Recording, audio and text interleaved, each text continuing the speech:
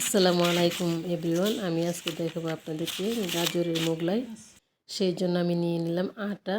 এর মধ্যে আমি দিয়ে দিব ইস্ট আর দিয়ে দিব সয়াবিন তেল পরিমাণ মতো। এগুলা সবগুলো উপকরণ এখন আমি ভালোভাবে হাতে মেখে নিব। এই যে আমার মাখাটা যখন মুট করলে দলা বেঁধে যাবে, পড়বে না, এই পর্যায়ে আমি কুসুম গরম পানি অ্যাড করবো আস্তে আস্তে আর মেখে নিব ভালোভাবে। আর এখন আমি এই পর্যায়ে আমি অ্যাড করব সামান্য লবণ। লবণটা পরে দিলে ইস্টটা দ্রুত কাজ করে। যে আমি ফিরে আসব আধা ঘন্টা পরে। আধা ঘন্টা পরে ফিরে আসলাম।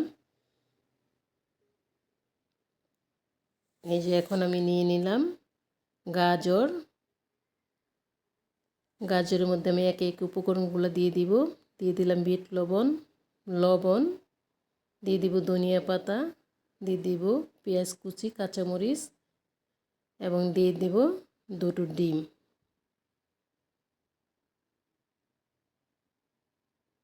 ডিমটা দিয়ে আমি এই জিনিসটা মেখে নিব।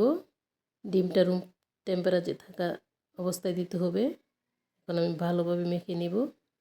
এই যে আমি এখন লেঞ্চি কেটে নিয়েছি, এগুলো আমি এখন একটা একটা বেলে নিব। শীতটা যতটা পারা যায় পাতলা করবেন, যত পাতলা করবেন ততই জিনিসটা ফুলবে এবং উপরে খাস্তাটা অনেক বেশি হবে। আমি সাইডে পানি দিয়ে দিচ্ছি আর ভিতরে আমি দিয়ে দিলাম গাজর।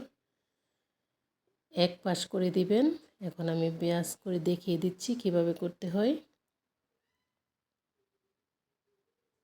এই যে দেখতেই পাচ্ছেন, আবারও পানি লাগিয়ে নিলাম এবং আমি আবার এই পাশে দিয়ে এখন আমি বাসটা কিভাবে দিচ্ছি আপনারা ভালোভাবে দেখে নেন। যে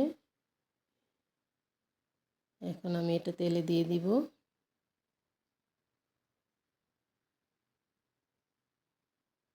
দেখতেই পাচ্ছেন উপরে কতটা খাস্তা হয়েছে এবং মাশাআল্লাহ কতটা ফুলেছে। এই যে এভাবে আপনারা বাচ্চাদের জন্য বানাবেন। আমার জন্য দোয়া করবেন। আল্লাহ হাফেজ।